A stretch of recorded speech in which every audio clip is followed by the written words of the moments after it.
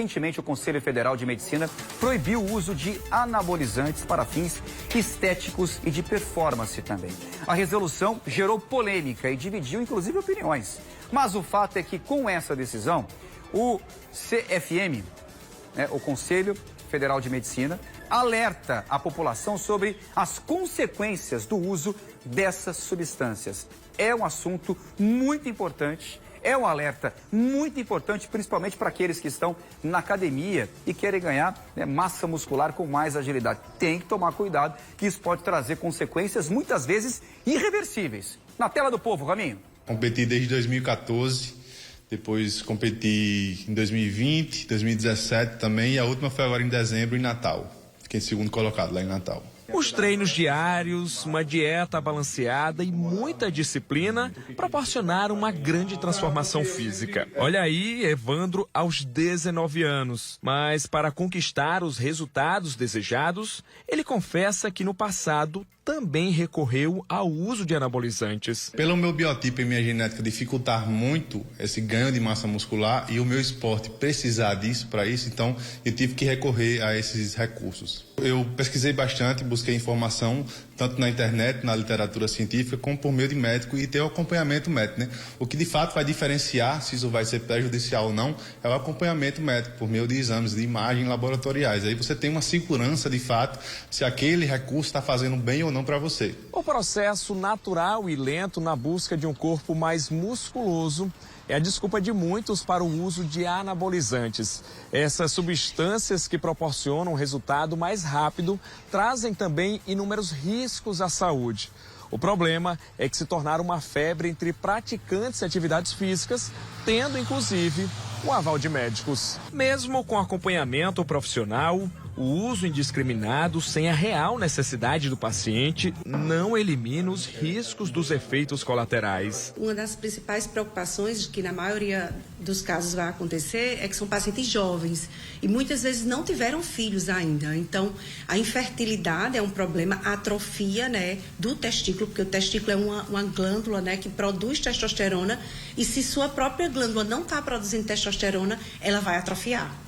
Então, há uma supressão do eixo da nossa produção natural, do homem de testosterona quando está usando anabolizante, que são doses extras, bem mais altas do que a dose terapêutica.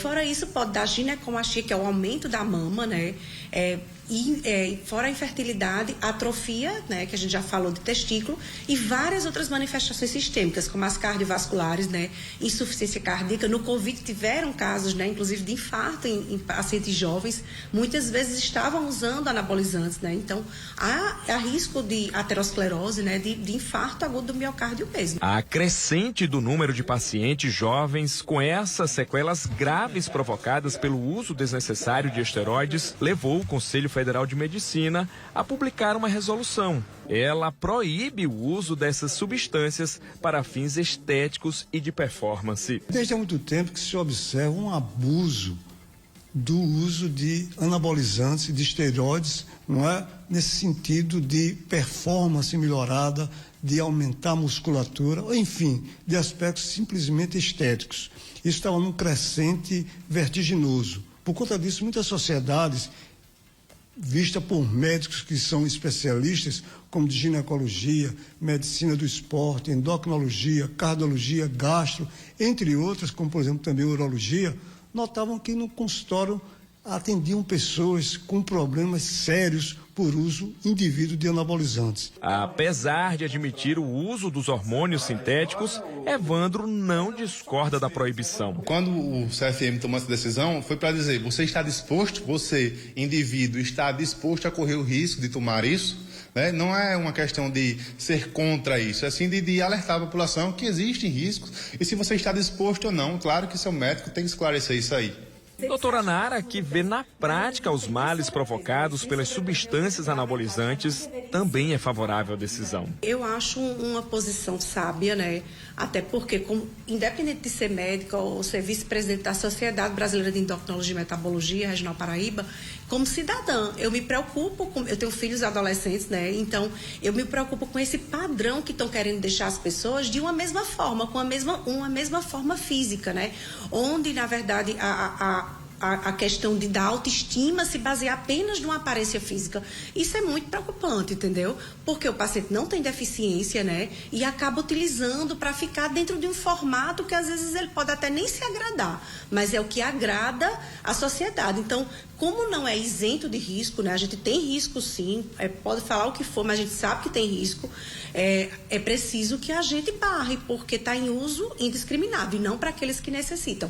Então, para você melhorar do ponto de vista estético, tem várias outras coisas que podem ser feitas, né? Os profissionais que continuarem receitando anabolizantes ou esteroides que não sejam para tratamentos de saúde, como a reposição hormonal, podem até ter o registro profissional cassado. Já começamos a receber alguns tipos de denúncias sobre essa abusividade e o que é que pode acontecer a partir daí?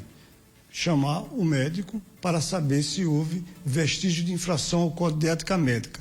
Tanto alguém da sociedade pode vir aqui no Conselho e fazer a denúncia por escrito, ou se nós soubermos de algum caso realmente muito intenso que está aí, nós também podemos abrir uma sindicância que a gente chama ex officio. Se a gente tem vestígio de infração ao Código de Ética Médica, então é aberta a sindicância, e essa sindicância, adiante, é aberto um processo ético profissional.